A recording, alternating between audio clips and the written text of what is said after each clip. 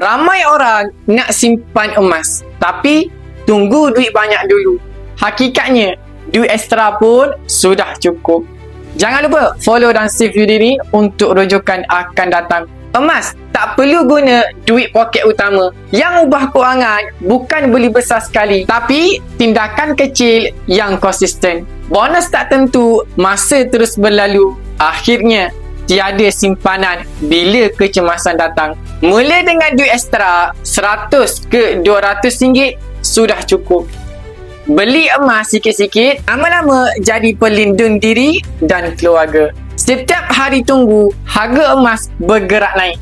Yang mula awal, mereka tenang. Yang tunggu, biasanya menyesal. Ingat, pesan mentor saya, Tuan Haji Muhammad Zulkifli Syafi'i. Yang berjaya bukan yang paling tahu, tapi yang paling cepat bertindak. Okey, baik tuan-puan yang mana berminat untuk simpan emas di Public Gold, tuan-puan boleh refer pin video saya.